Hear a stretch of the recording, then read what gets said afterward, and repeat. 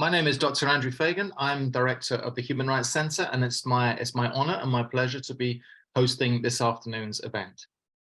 Thank you for joining us this afternoon for this webinar, which we've organised to commemorate the 20th anniversary of a groundbreaking report on the human rights situation in the Maldives, issued by Amnesty International in July 2003. As the Human Rights Centre focuses on the theory and the practice of human rights, we are very keen to explore the practical effects of international advocacy for human rights. And we thought that the Maldives presents a valuable and highly instructive case study of the promise and the limits of international human rights advocacy. I'd like to thank Amnesty International for co-sponsoring this particular webinar this afternoon. Looking back, the 2003 report was a groundbreaking effort in several ways. It was the first report by Amnesty International or by any international human rights organization that secured sustained engagement from the Maldives, marking significant change in the approach of the government to international criticism of the country's human rights record. It was also groundbreaking since the report secured remarkable international attention, unexpectedly perhaps given the size of the country and its remoteness from the main theatres of international politics of the time. And of course, on a country best known for its holiday attractions rather than its human rights situation. However, the most significant aspect of the report is the outcome that it produced. It triggered significant change in the human rights practices of the Maldives, including meaningful cooperation with Amnesty International. Of course, lasting change does not come from external pressure alone. Domestic mobilization and efforts of local actors are often far more important. Nevertheless, the well-researched report by Amnesty International gave the organization remarkable authority and legitimacy to comment on and respond to the momentous developments that began within weeks after the report was published. Events, actions, and reforms that ultimately led to the democratic transition of 2008. The Maldives journey is neither complete nor without setbacks or obstacles, but the country continues to survive as a democracy, even if only as a partly free country, as per the Freedom House Index, whereas many contemporaneous transitions, including the so-called Arab Spring, have tragically failed. This makes Maldives a very interesting case, both for understanding how and when human rights advocacy works, and also to see which kinds of reforms last and which do not, especially at a time of global backlash on human rights. As recent reports by Amnesty International, Human Rights Watch, Civicus, US State Department, and other monitors, including UN Special Rapporteurs, indicate there are continuing and serious human rights concerns regarding the Maldives.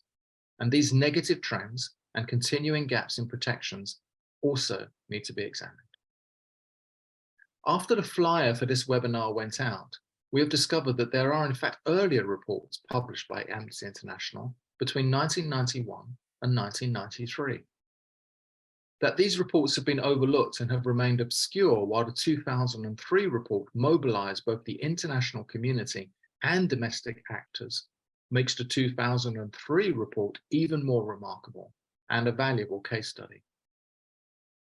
A senior journalist from the Maldives, writing just yesterday on the 20th anniversary of the report, which he characterized as an, quote, explosive report, close quote, said, "There is a time for everything. There is absolutely no doubt the reforms implemented by the government were triggered by the AI report of the 29th of July, 2003. And these reforms took off when the prison killings of September laid bare to the public the allegations made in the AI report." I'm delighted that today we are joined by an international panel of human rights experts on and from the Maldives, who will share with us the lessons learned in their work on the Maldives and the pressing concerns of today. As the Maldives is headed for elections in a few weeks' time on the 9th of September, we have avoided including any current politicians in this panel. The government declined the invitation to participate in this panel. Okay. Before we start, I thought it'd be useful to run through the format of the event this afternoon. Our speakers will speak for around 7 minutes each, And there will be an opportunity at the end of all of the sessions, all of the presentations, to ask questions when the panel will gather together on screen together again. You can type your questions into the questions box as they spring to mind throughout the event, and we will answer as many as we can. You will not be able to use your microphone to ask us questions, and we will not mention any names when I pose any questions. If you would like to ask a question anonymously, please check the Ask Anonymously box. I'd like to let you know that this event is being recorded this afternoon, and it will be available to watch again at a later date. Okay, let's get to our speakers. I would now like to introduce our first speaker, Abbas Fayez. Abbas is the author of the 2003 report on the Maldives and was formerly Amnesty International senior researcher on South Asian countries. He is currently the Maldives government's special envoy, scrutinizing the country's criminal justice system in relation to the terror which targeted former President Nasheed in May 2021. Abbas has also taught human rights at the Essex Law School and the Human Rights Centre. This afternoon, Abbas will be speaking about a look back at Amnesty International's 2003 report on the Maldives. What has changed, why, and how? Abbas, enough from me. The floor is yours. Thank you very much, Andrew. If you allow me, I'll just share a screen and then begin to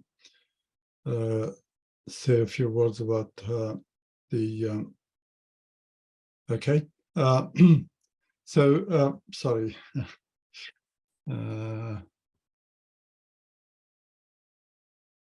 Sorry about that. Okay. First of all, I would like to thank you, Andrew, and thank Dr. Shahid for inviting me to this webinar.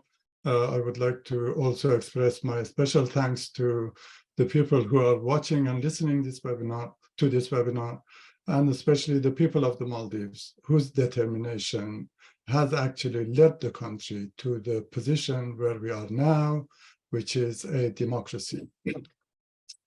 In this 7-minute slot that I have, I'm just going to be talking about, how the writing of the report came about and what difficulties inside Amnesty, for example, we faced with writing this report about engaging with reformists. And I'm really very pleased to see that Dr. Ahmed Shahid, Professor Shahid, is with us here, who was a formidable force behind the kind of government determination or his determination to push the government to actually agree to the reforms. Dr. Hassan Said, who is not with us today, but I mean, he was also a formidable force behind the changes. And again, as Andrew mentioned about the engagement with the international media, engagement with the diplomatic communities. So it would be good to say a few words about what the Maldives was like before the publication of this report and a few months after the publication of this report 20 years ago.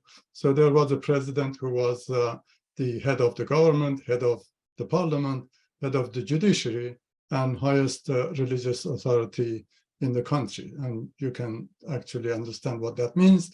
Political parties were not allowed to function. Peaceful political activity was severely repressed, and anyone daring to actually stand as an alternative candidate in the presidential elections would be really severely punished.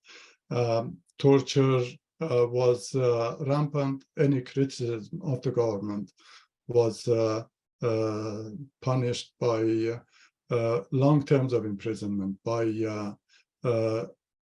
banishment to remote islands, and for the people to just fend themselves there for themselves. Elections did take place every 5 years, but surprisingly or unsurprisingly, only one person was always elected as the president for about 30 years. No one else was allowed to stand as an alternative candidate, and one person who did that found his way through the bureaucracy to be able to actually declare himself an alternative candidate. He did not win the elections, of course. but later he was sentenced to 15 years in prison for unconstitutional behavior. So that was really what was the situation at that time. Freedom of expression severely repressed. All the political activities were actually not allowed. And of course, it was a holiday country. People who lived in the islands, the Maldivians, were not allowed to go to the resorts where the holidaymakers were able to actually spend their time. So there was a complete isolation of the population from the rest of the world.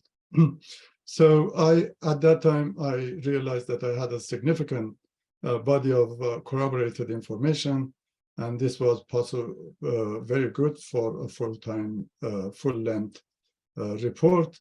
But there was a policy question. Amnesty's senior managers had decided that work on the countries, on small countries, could not be done because the resources of Amnesty should be spent on other types of countries, on bigger countries. So the question was how to nullify, if that is the right word to use, those senior managers. This did prove to be possible.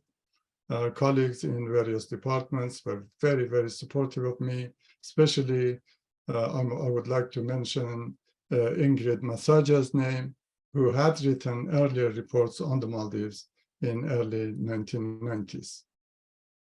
But there was another question. Amnesty, especially at that time, targeted only symptoms, as I would call it, not really so much the causes. This was also resolved, obviously, with the helpful advice of some of the colleagues, especially in policy and legal departments, to whom I should like to pay tribute. So this report really came to be a report of a different kind. First of all, working on a small country, a report on a small country. The second part of it was that it was really a report, for those who have actually had a look at it, it was a report that targeted the causes of the problem rather than just the symptoms. So the report suddenly, took on the actual life of its own.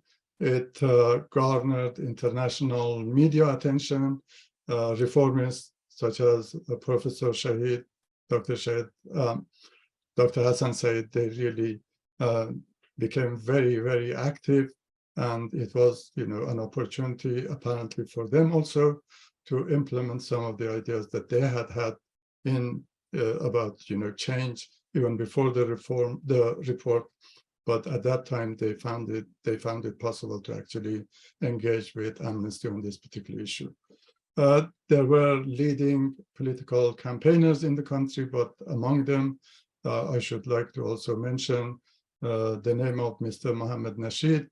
Many years in prison, many times arrested, released, and arrested and released, until he was able to actually organize and carry out a very long-term and successful campaign for change in the country.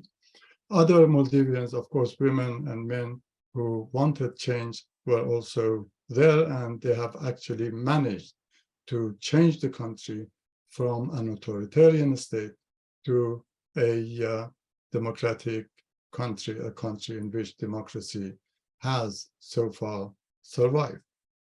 So I am proud, and I consider myself to be really privileged, first of all, to have been the author of this report. But I should like to also pay a special tribute to a lot of colleagues at Amnesty who worked behind the scene to make the publication of this report possible. So salute to all of them. A great deal has been achieved since in this past 20 years. We've got a parliament, we've got, political parties are able to function, elections are taking place at regular intervals, and candidates from different parties can actually take part in the election. There are independent institutions that are functioning. A great deal more obviously needs to be done. And that is really something that we are all focused on and concerned about. There are recurring violations. And again, what we need to really do is not only to look at the symptoms of these violations, but also at the causes. I think I've spent my 7 minutes. Andrew, please let me know if I haven't. I've got a lot more to say, but I think I've actually spent my time. So I'll be very happy to answer any other questions, any questions that people have after the discussions. Thank you. Abbas, thank you. Thank you for policing yourself. Much, much appreciated. Yes, your 7 minutes has elapsed. I'm sure there'll be ample opportunity in the Q&A to explore some of the finer detail. So thank you so much, Abbas, for kicking off this our first presentation. Thank you. Okay, so our next speaker is Dr. Ahmed Shahid. Ahmed is an internationally recognized expert on human rights, with particular expertise on national human rights institutions. He is currently a consultant for the Asia Pacific Forum of National Human Rights Institutions based in Australia. His academic research and publications have tracked the journey made by Maldives since 2003, using the now famous spiral model of socialization theory. Today, the title of Ahmed's talk is "What Theoretical Insights Can Be Drawn from Human Rights Trends in the Maldives over the past 20 years? How useful are those insights to address current challenges?"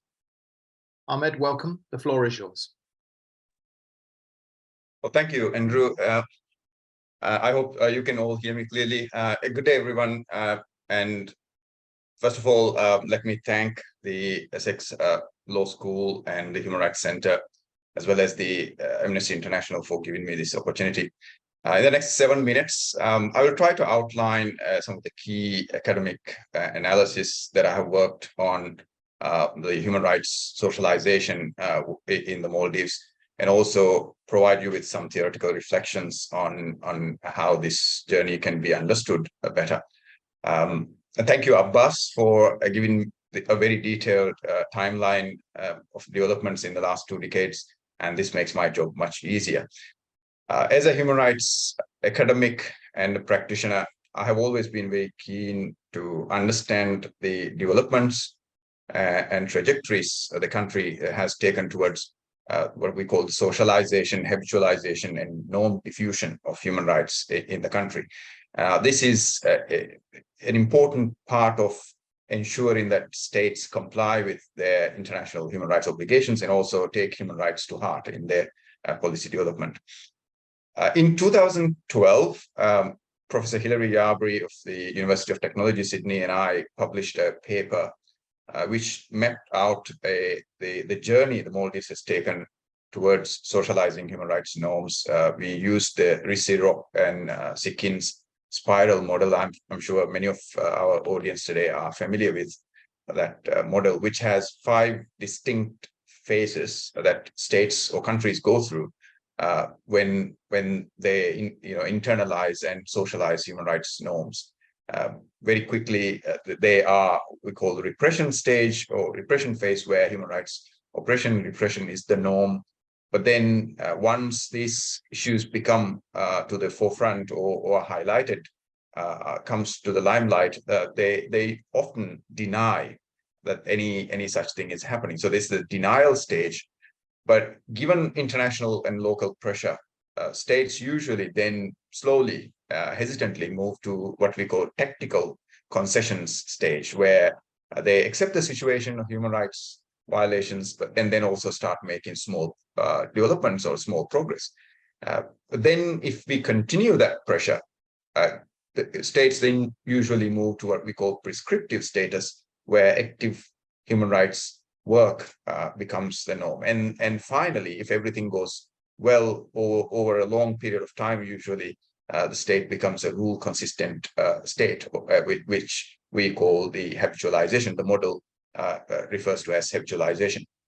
Now, in our findings, in our study, we found that given a very short period of time, as Abbas was talking about, between 2003 and 2012, the Maldives made huge strides in human rights norm socialization. There was unprecedented as compared to any other country in the region or even around the world, if you like. So the country ratified a new constitution which guarantees human rights and fundamental freedoms. They also established a number of human rights mechanisms and institutions, including the establishment of the first of our national human rights institution, the Human Rights Commission of Maldives in 2003. But also our analysis also interestingly demonstrated that the final stage of the spiral model, what we call the rule consistent behavior stage, did not become fully entrenched, unfortunately, in the time the country then unfortunately slowed down its progress and then eventually spiraled down into a political crisis in 2012. Now, according to the spiral model, the stage of habitualization of human rights norms is achieved when compliance becomes habitual practice of the state, with institutional mechanisms upholding those values, regardless of who is in power, who holds authority. But unfortunately, the situation did not develop as the model would have predicted. The current scholarship on human rights norm socialization also has very interesting and useful insights, which we can help us understand the legal, political, and societal dimensions. For example, I don't have time to talk about all this, but Benjamin Gregg's normative political theory of human rights state, very interesting concept, and Rein Wolfsteller's human rights state as sociological ideal type. These are some of the theories that I'm very, I find very useful in understanding the situation the country is going through. And also, if we look into the constructivist or normative diffusion process, again, that helps us in understanding what's going on. From a constructivist understanding, we can make sense of how the Maldives has been very slow and even backtracked on some of the human rights gains, as Abbas was also alluding to, because the internal discourse in the country has not been very effective. My understanding is that it's not fully internalized as a form of social discourse.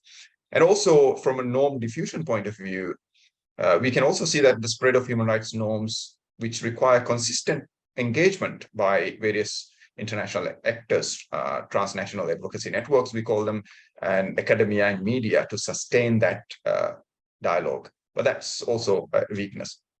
So again, we can talk about all the progress the country has made, but also it's important at a stage like this to reflect back on what we have not been doing very well. So notwithstanding the positive developments over the last 2 decades, which I'm sure my colleagues will speak about, I would like to emphasize few areas where there are significant gaps and erosion of human rights values and norms in the last several years.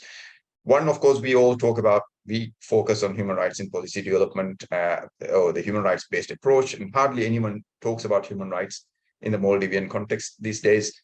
And amongst the policymakers, and there's also a marked weakness of institutions. For instance, one should talk about the Human Rights Commission of Maldives, which has been in existence for 20 years, but it still remains a B status NHRI under GANRI's accreditation system. We have done scarcely anything to upgrade its institution, this institution, to make it more relevant and provide with the opportunity to participate internationally. Now, there is also another issue that I find really disturbing, which is an increase in the institutionalized discrimination in the country, which has been emerging as in the form of arbitrary social classes, I would call them.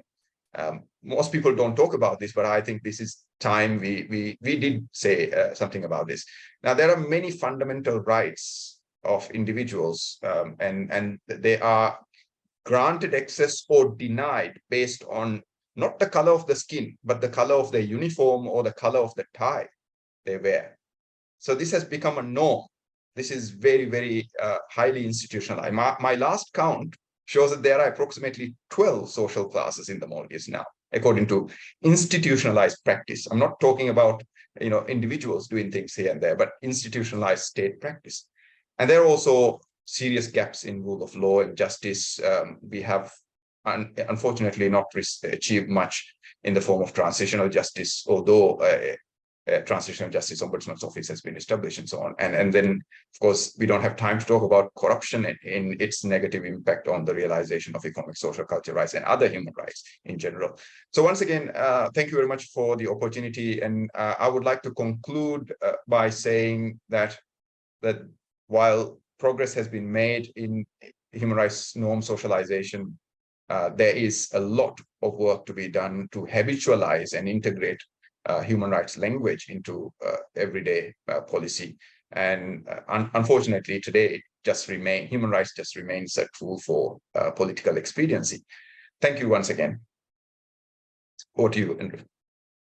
Thank you, Ahmed. 12 social classes. I write on social class in the context of human rights. That's fascinating and bewildering. 12 social classes. Wow. Okay. Thank you, Ahmed, so much for your contribution. Okay, on to our next panelist. Arish Hussain is our next panelist. Arish is country director for the Westminster House Foundation in the Maldives and vice chair of the Law Reform Committee of the Maldives Bar Council. She has extensive experience in providing legal support to persons in vulnerable situations, especially in cases related to violence against women and children. This afternoon, Arish will speak on trends in the promotion and protection of the rights of women and girls in the Maldives, challenges and achievements. Arish, the floor is yours.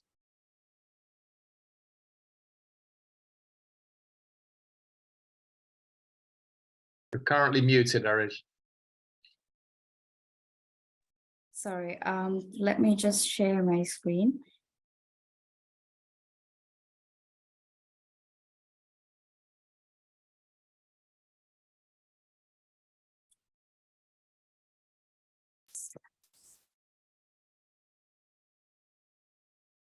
I hope everybody can see. Yeah, we can see it. Thank you. Is it on full screen? Sorry. Yes, it is. It is. All right. So, sorry. Thank you, first of all, for providing me with this opportunity to be part of this panel of esteemed experts.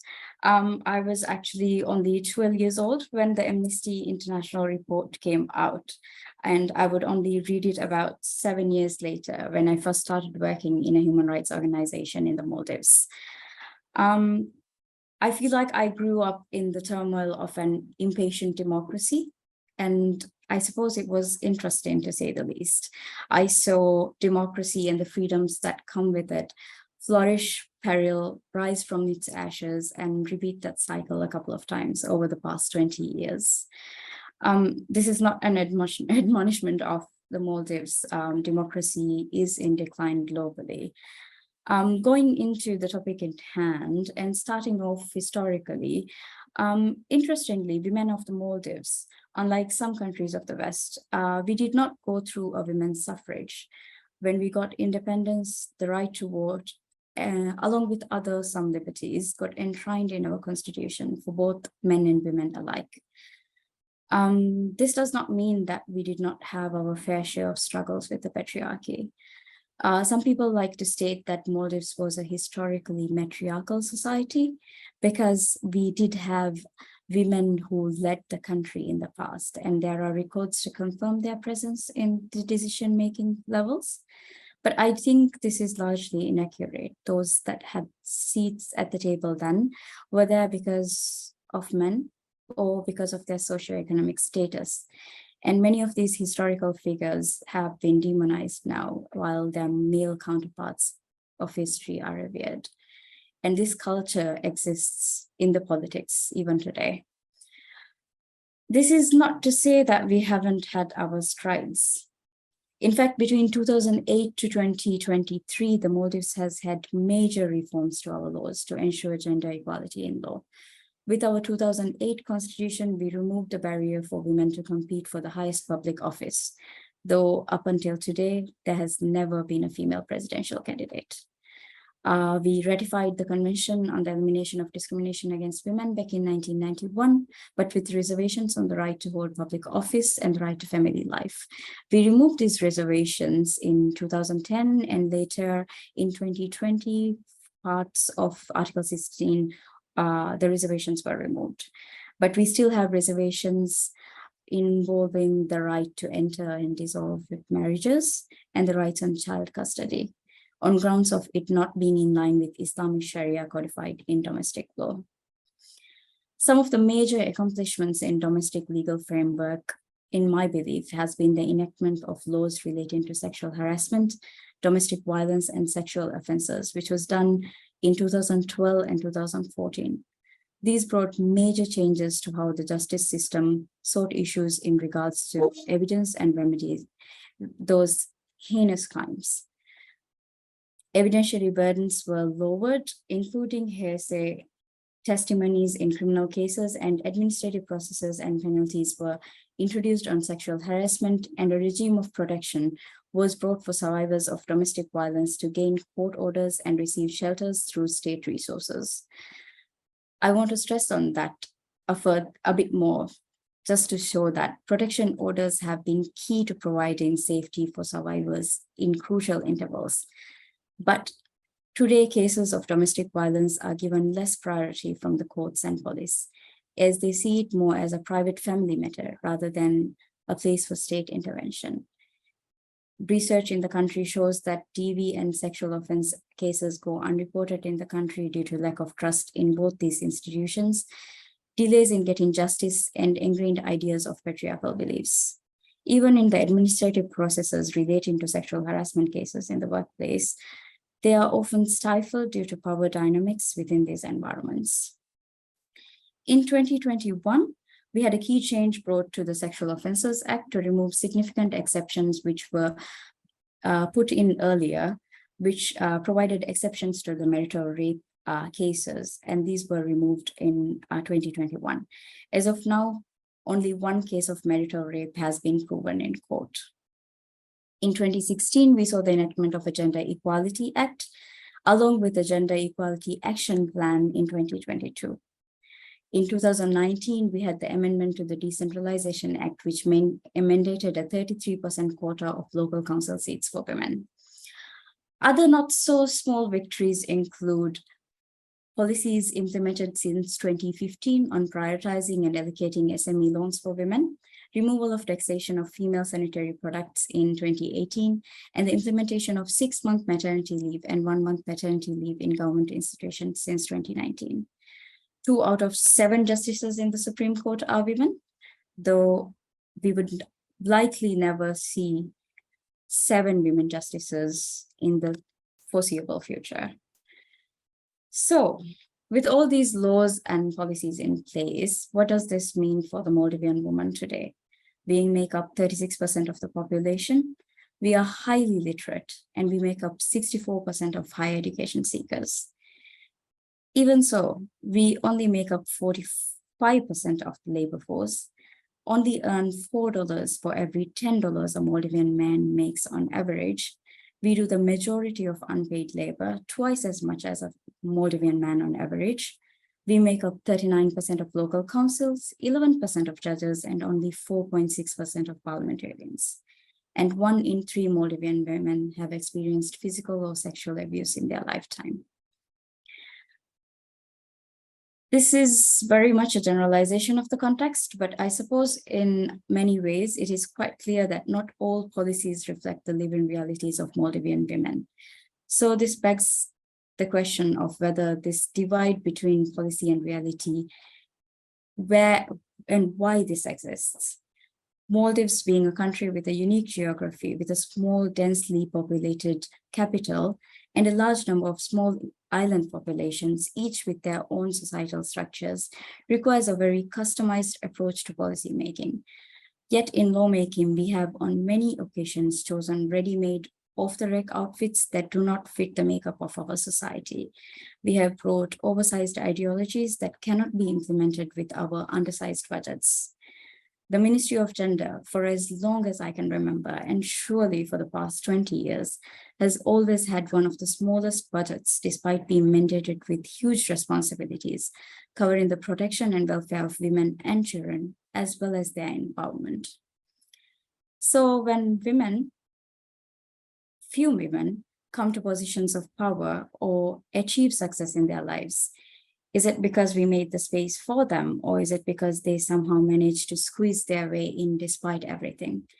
Gender is still seen in isolation as part of a ministry and not part of the existence of the country itself. When the COVID pandemic hit, we knew that women were affected by it more than men, but economic benefits and entitlements did not take that into account. We know that the impact of climate change affects women more. We know that women take up more of the unpaid labor and a gender pay gap exists. We know that women face harassment and discrimination more, which is why we see less women in political life. But we still haven't had the will to deal with what lies beneath the surface of the iceberg of challenges. And that is that we need a change in belief, a change in the ingrained patriarchal ideologies, and a new appreciation for the value of the Maldivian woman. Thank you. Harish, thank you. Thank you so much for cramming so many thought-provoking observations and thoughts into such a short space of time. So thank you so much. Okay, on to our next speaker. Murifala Musa is our next speaker. Murifala is the managing director of the Maldives NGO Advocating the Rights of Children, which was founded in 2009.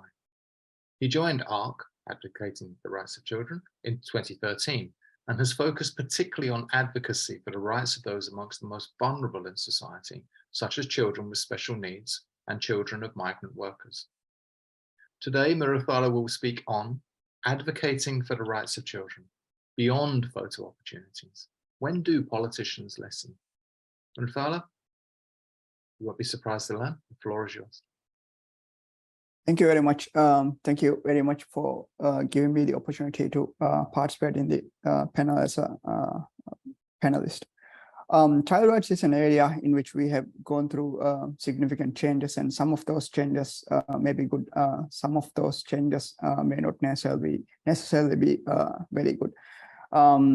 There are recent progresses, for instance, the adoption of the Child Rights Protection Act and the Juvenile Justice Act, I think is a major achievement, because finally the system is finally in line with the Convention on the Rights of the Child, with very few notable exceptions. But however, much of these provisions included in both of these laws are yet to be implemented. For instance, many mechanisms, procedures, and institutions that are critical for moving towards a restorative juvenile justice system, as envisaged by the Juvenile Justice Act, are still pending. So because of this, the opportunities for them are not available as of now. While child rights indicators in areas such as education and health, we may top the most developing countries. I think when it comes to most human rights indicators, on social sectors, there's remarkable progress. But I think our problem lies with the rights of vulnerable groups of children. Vulnerable groups of children in our context may include children with disabilities, children in conflict with the law, children living in shelters, victims of abuse. To give you an example, Maldives may have near universal access to education, but the numbers will be significantly low when it comes to access to education for children with disability. So in other words, we have almost 100% access to education in the Maldives. But when it comes to children with disabilities, that access rates are very low. And that is including the recent progress we have actually achieved in terms of access for children with disabilities. Serious child rights abuse, such as violence against children, exploitation of children by criminal elements in the country, substance abuse among children and youth, and children in conflict with the law are on the rise. And it seems these trends are these are becoming much more serious and unabated if you consider for the past 20 years. Criminal elements in the country are systematically recruiting the most vulnerable in our society. For instance, we know that persons with disabilities are being recruited for things like drug peddling and other things as well. We know that the recruitment was going on for especially for youth in the Maldives when the conflict in Iraq and Syria was in full swing. So this kind of recruitment and exploitation is a serious challenge as well.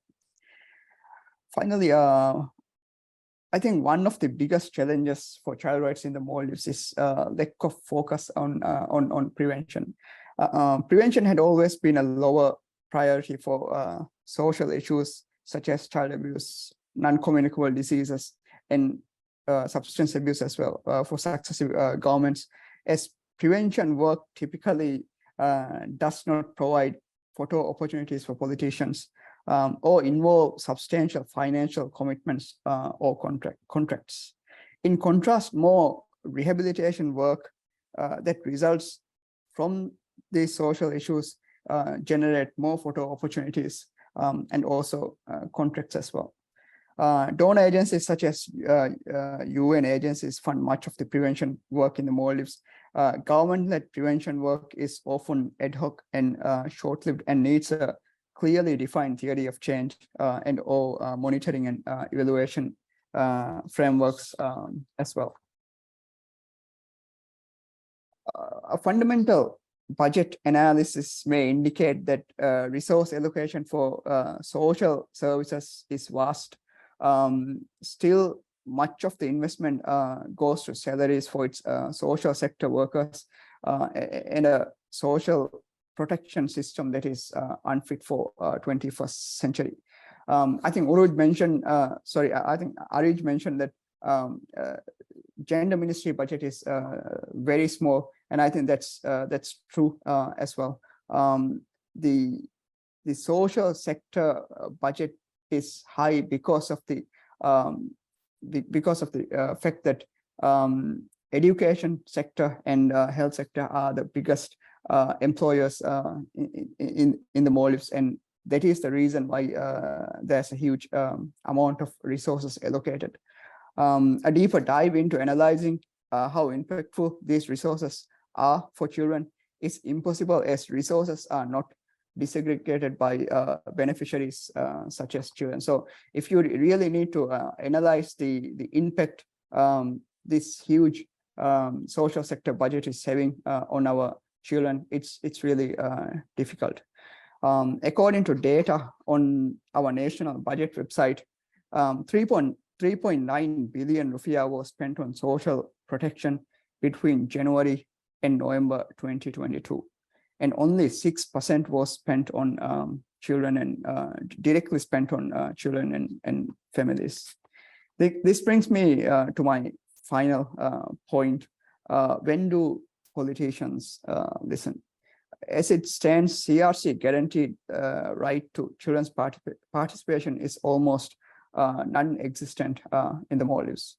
When it does happen, it is too often tokenistic, or for lack of any other words, ornamental purpose, for an ornamental purpose. Hence, there's no direct and sustainable mechanism by which children can express their ideas or ensure their voices are heard while designing policies that may affect them. While we may have the best indicators for many children's rights, many of the children's rights indicators in the region, we are far behind in the region regarding our children's right to participation. More under-resourced countries than the Maldives have child-led radio stations or other child-led mediums and sustainable avenues for their voices to be heard and for peer-to-peer education opportunities on issues important for children. Finally, politicians often listen only when their vested interests are at stake, the most significant being election. But children and migrant workers don't have the right to vote, limiting their direct input on electoral processes. This means that we need more sustainable mechanisms to galvanize children's right to participate and encourage parents to keep their interest on best interest of children when they do vote in elections. Thank you. Rafala, thank you. Thank you. People attending the event may have noticed that I appear suddenly on the screen occasionally, just shortly before people close their talks. It's a cue for them to, for our presenters to come to a conclusion, just in case you were wondering. Okay, thank you, Rafala. Thank you so much for your very informative presentation. Okay, on to our penultimate speaker, who is Mushfiq Mohammed, who currently works in London as policy officer for the Elders Secretariat. He joins us today in his capacity as board member of the Maldivian Democracy Network, or MDN, and a lawyer who led on human rights-centric grassroots initiatives on criminal justice, police, and prison reforms. MDN is now operating in exile because it was deregistered by the current government of the Maldives in 2019. Mushfiq will speak on the situation of civil and political rights today. I assume Mushfiq in the Maldives in particular, rather than more generally. That would take more than 7 minutes. The floor is yours.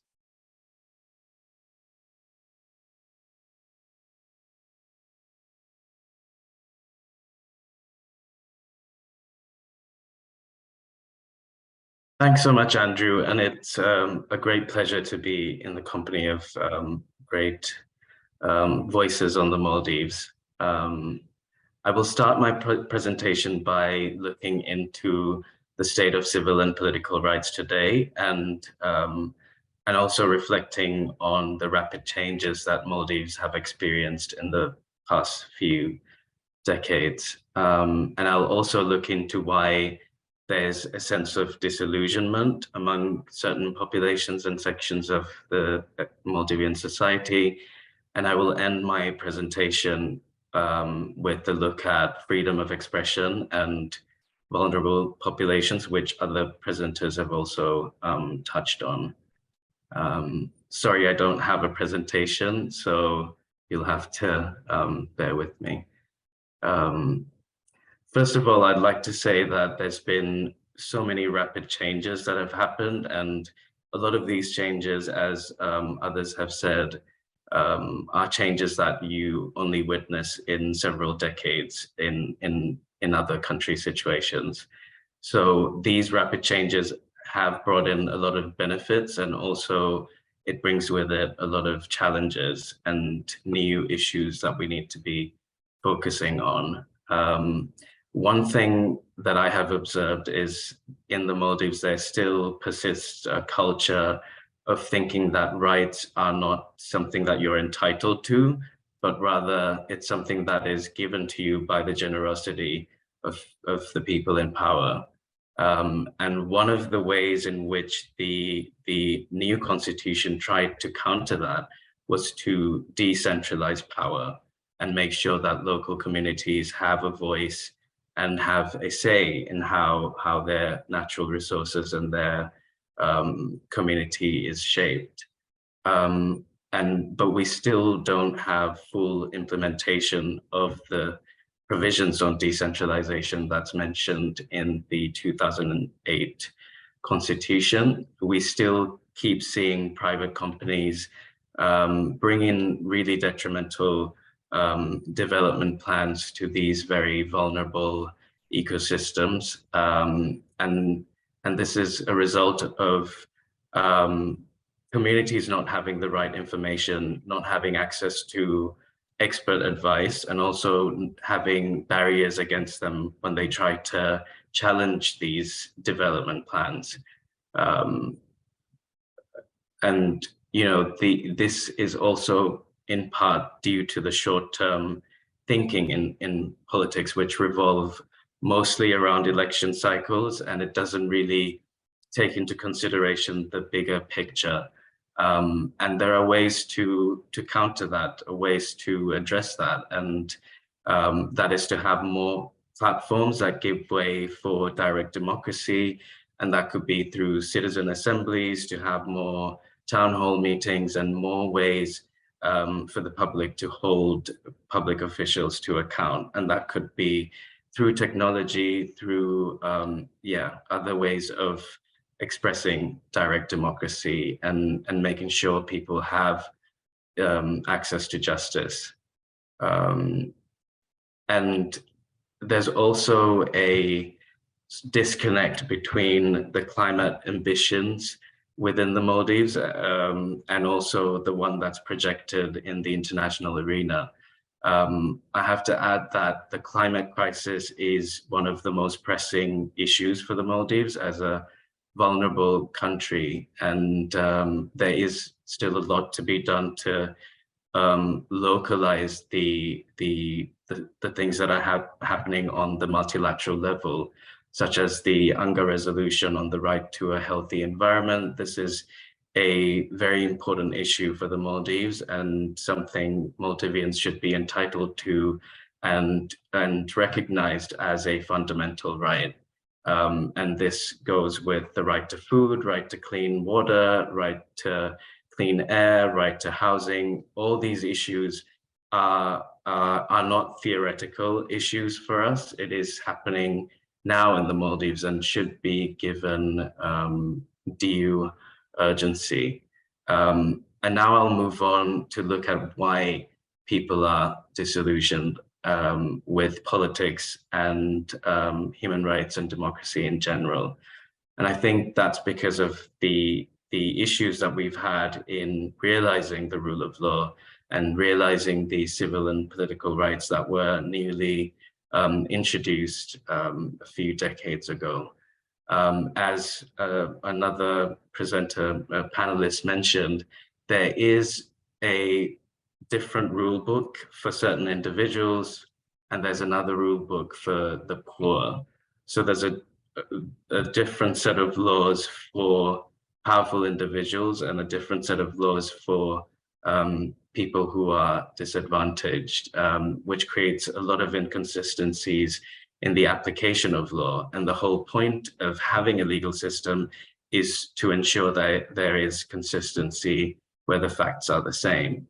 I think one of the most famous examples is what happened to somebody who stole a bottle of rihakuru and what has happened to people who were implicated in the biggest corruption scandal in the Maldives. So the treatment of people is based on their background and not based on the facts of the cases. And another major problem that we have is the lack of judicial reform. And there's been a lot of reports, a lot of work done to bring about reform, but it has seemed to have hit a dead end and has not really delivered on the reform initiatives that we were told at when this government came into power. And I think others have alluded to this as well. There's very little efforts to try and genuinely build institutions, but more energy is given to sort of superficial changes and stacking institutions with loyalists and people who can easily be controlled. And another major issue which rarely gets discussed is the role of the tourism industry and the parallel legal system that it has. There's one set of rules for tourists, and there's another set of rules for Maldivian citizens, which also gives people the impression that the rule of law is not working and that there's a parallel system that is above the local system. It is also worth looking at the opportunities and challenges that the tourism industry has brought into politics and how it has fueled inequality since its inception in the 1960s.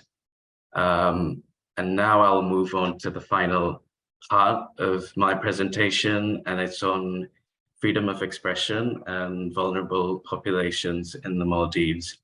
As you know, there's been many cases of political attacks against journalists, civil society activists, and other human rights defenders.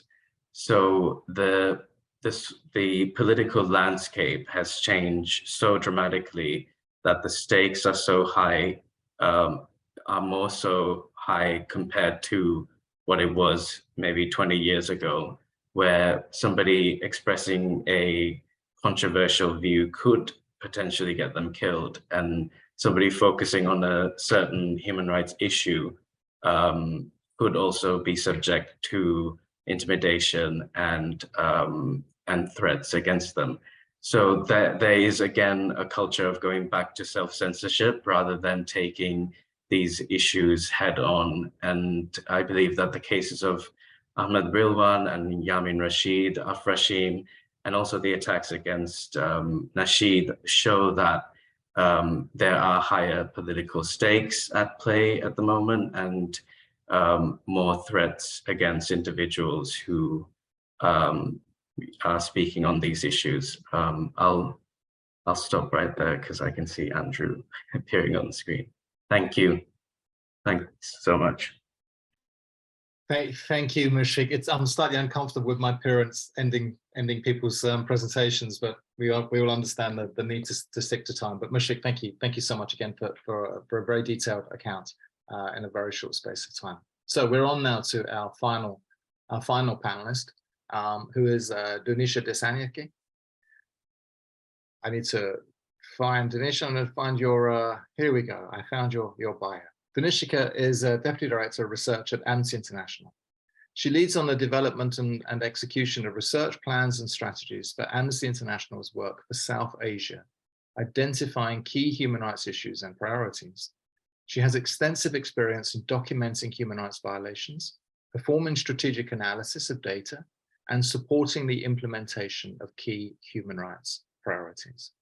Today, Dunisha will highlight current trends in human rights in the Maldives. Dunisha, thank you so much. The floor is yours. Thank you, Andrew, and really honored to speak today, as others have said, with such experts on human rights and on the political economy of Maldives. And I'm also really honored to speak on behalf of Amnesty today.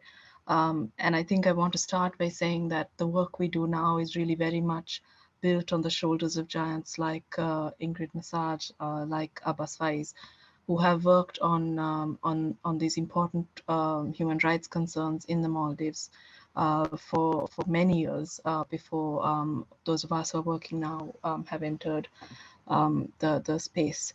And today I want to speak to three issues I'd like to raise. I think today's discussion is really timely. 20 years after that report of 2003, which led to and which sort of galvanized human rights consolidation in the Maldives. We're also looking forward to a key election in the Maldives in September, and these two times in history really come together to create a constellation of factors which make it so important for the voting public in the Maldives, for the human rights concerns in the Maldives, for the candidates who are standing for election to think about.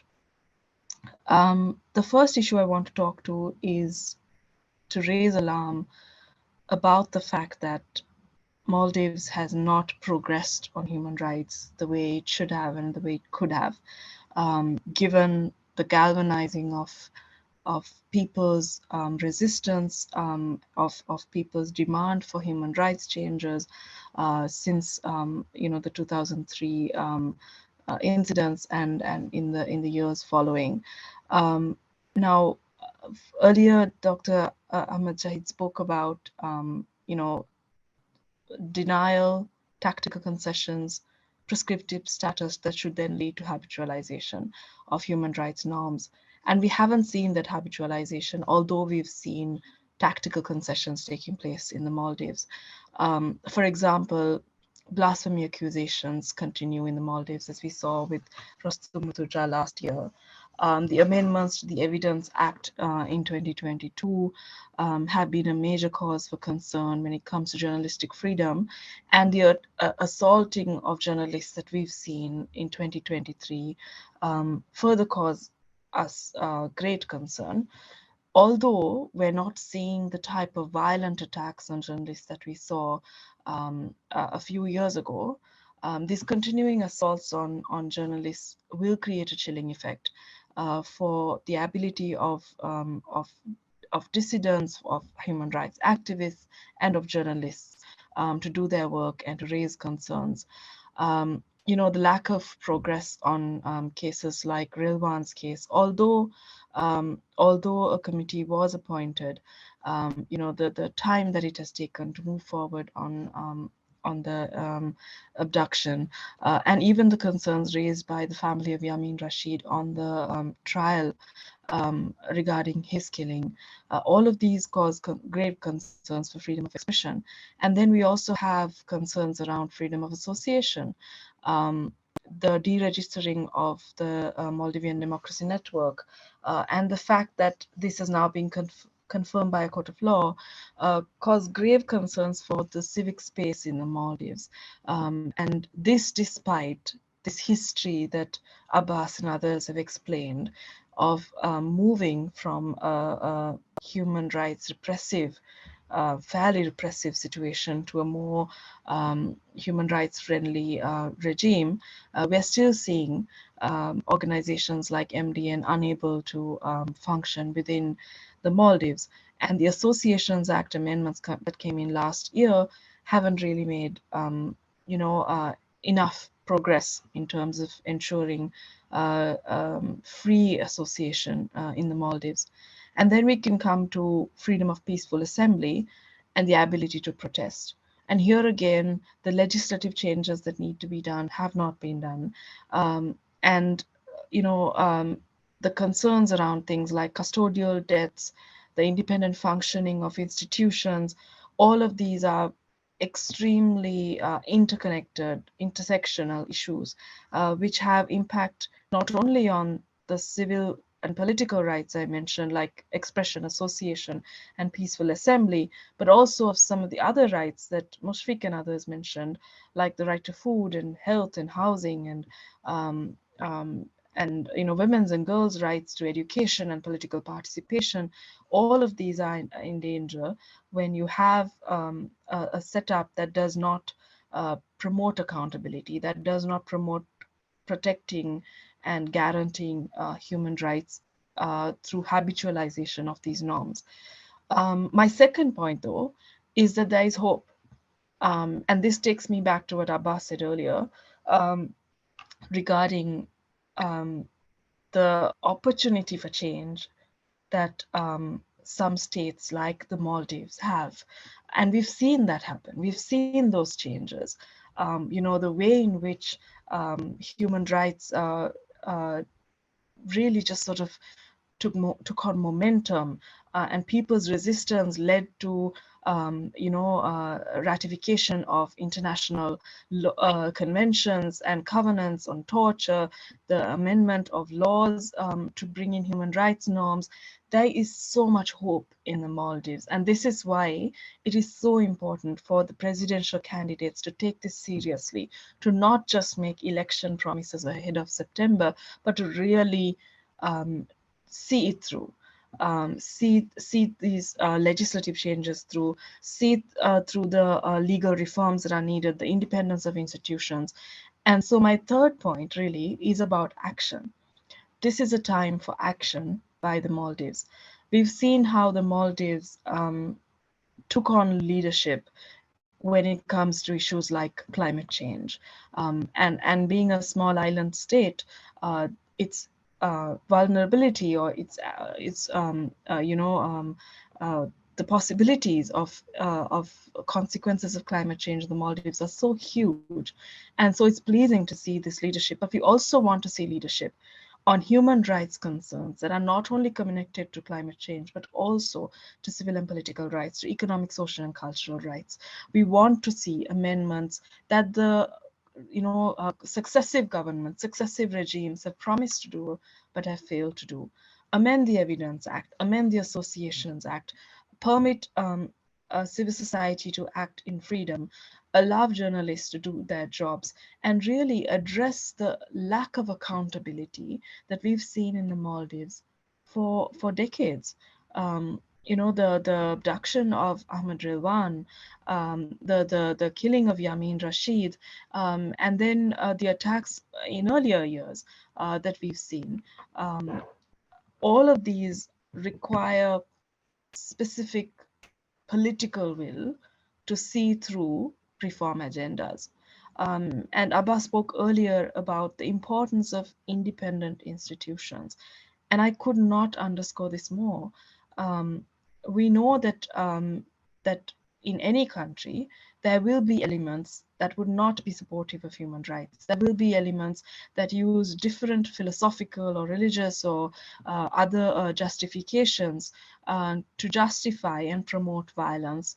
And in the Maldives, it's very clear that if there is political will, if independent institutions are allowed to function with the independence it should have, if budgetary allocations and training programs are permitted in the way it should be, if, for example, institutions like the Maldives Police Force are following international human rights law standards when it comes to policing protests, and if peaceful assembly is permitted the way it should be, then the Maldives really can be a trailblazer, not just in the South Asia region, but globally.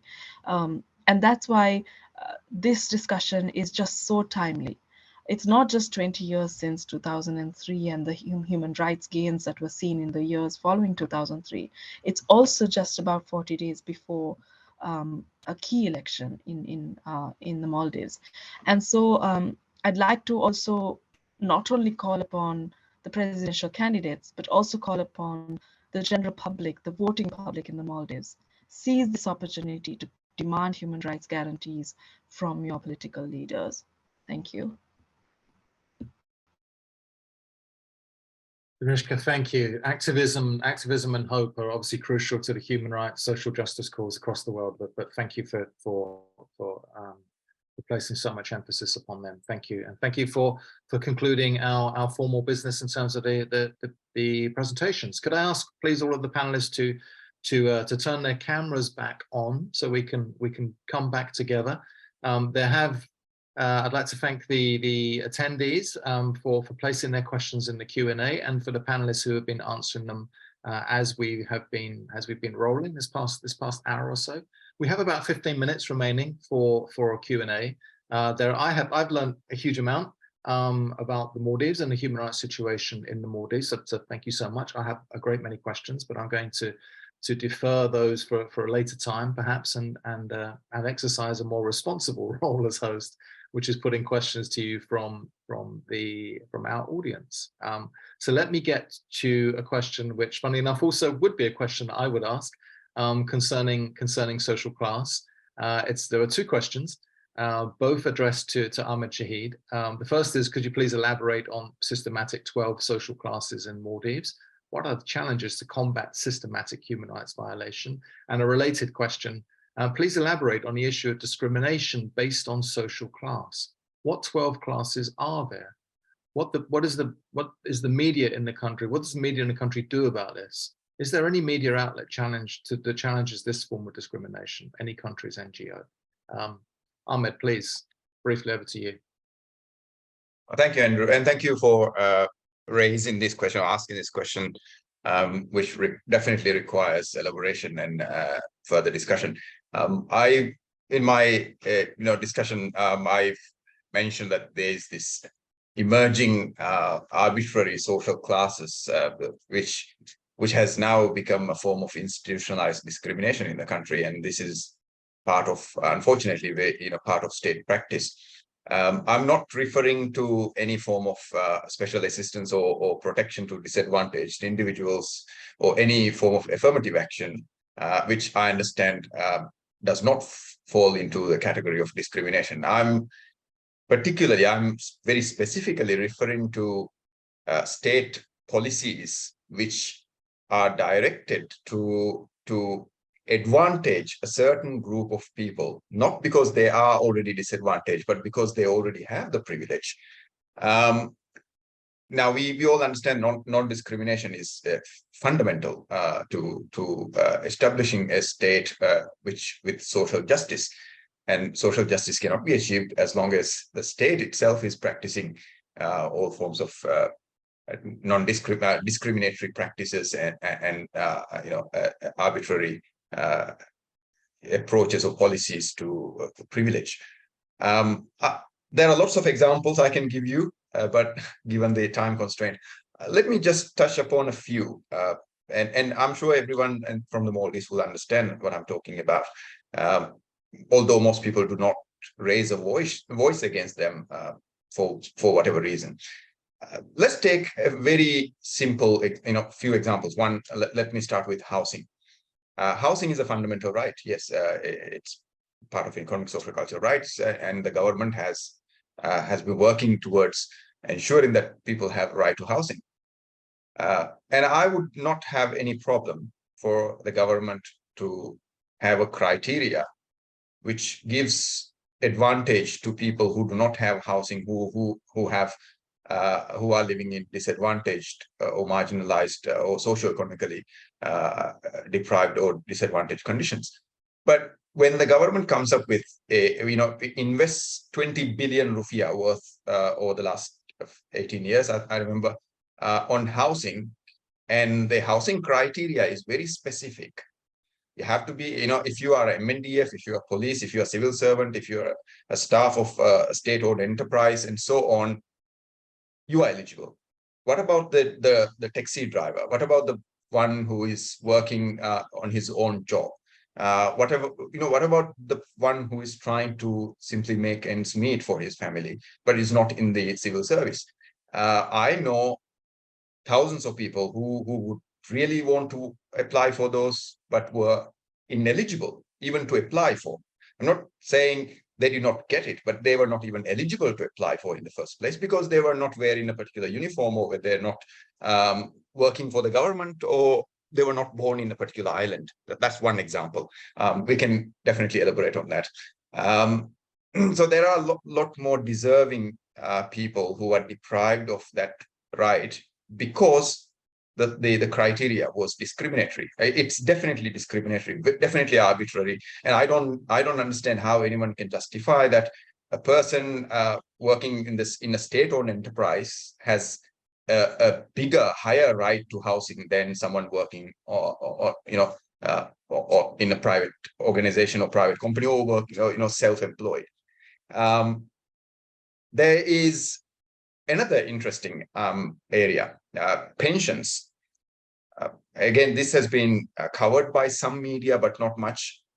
There are 13 organizations in the Maldives, according to some reports, 13 government state enterprises, where those people working in those organizations are eligible for 2 pensions, double pensions, and everyone else has got 1.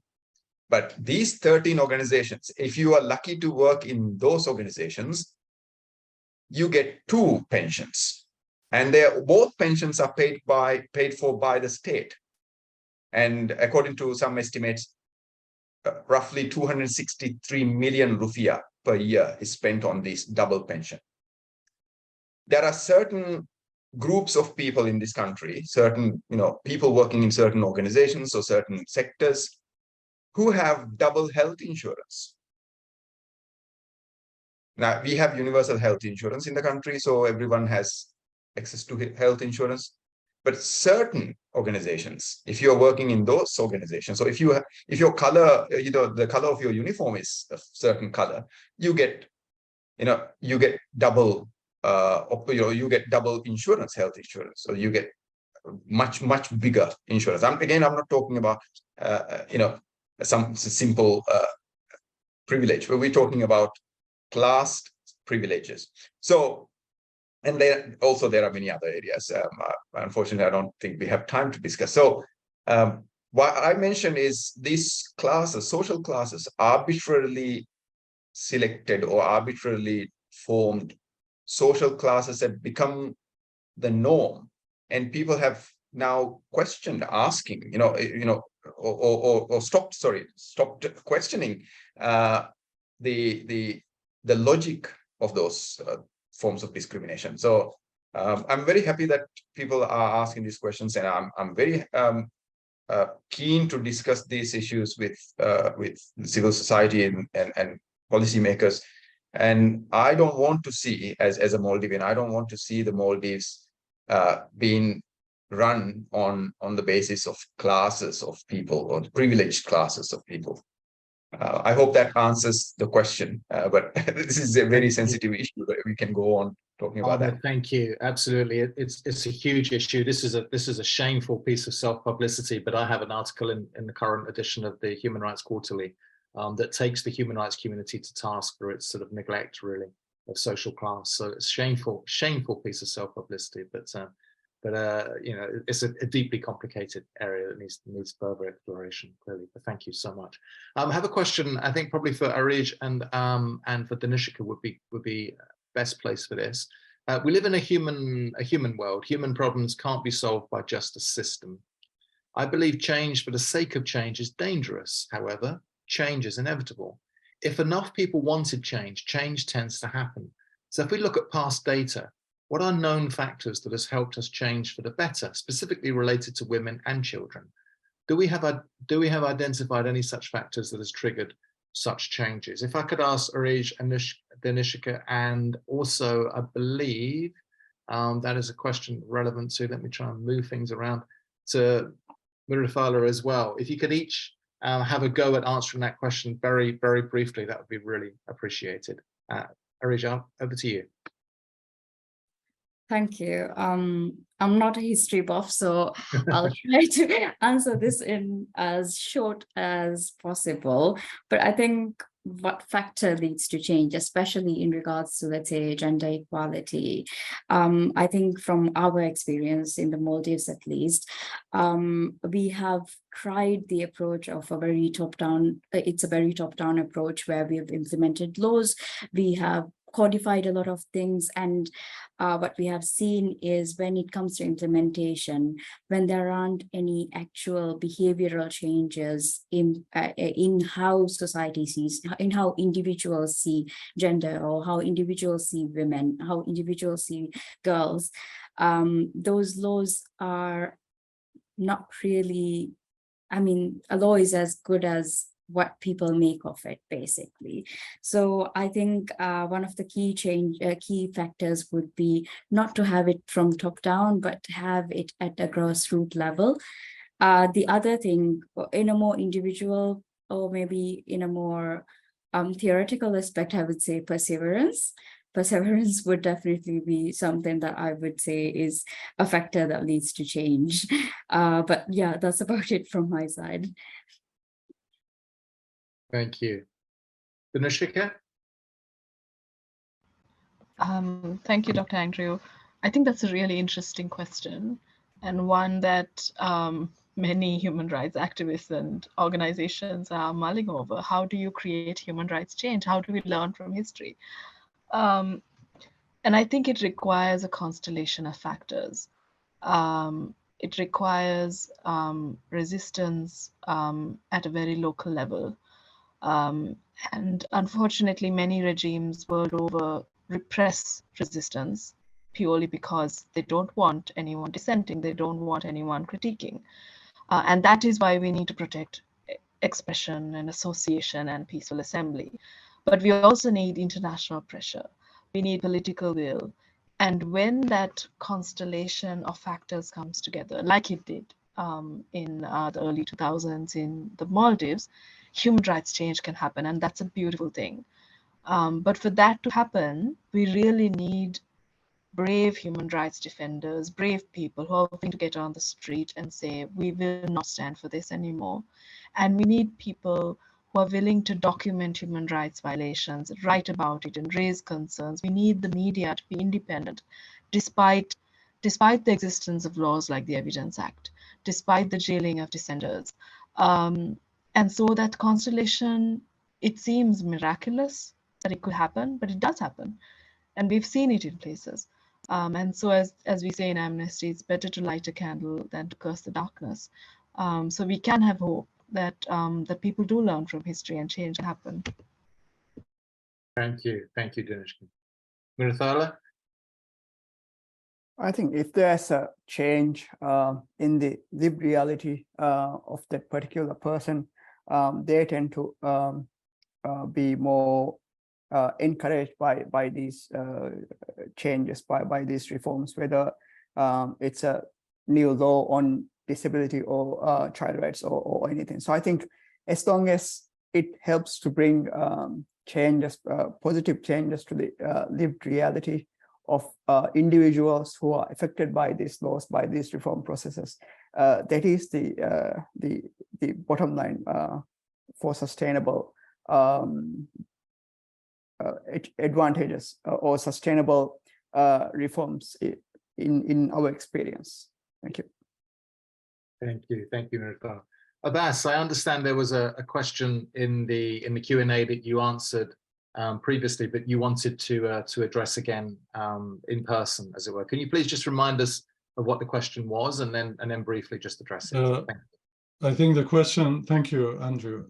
The question was about the independent institutions of the state. I made a reference to that, and somebody had said that there are independent institutions functioning. Could you please elaborate on this and your observation on the independent functioning of such institutions? And I think it is very important. So, I mean, the theory that I have, and I hope that, you know, this would be really the right one, and that would be something that, you know, if I were to be writing another report on the Maldives today, it would be about the responsibility of the civil society, because the government, I mean, governments will, it doesn't matter what governments they are, how, you know, kind of committed to human rights they are. They will always try to bypass those regulations. They will try to bypass the laws that, I mean, some will do it better than the other, some will do it less than the other.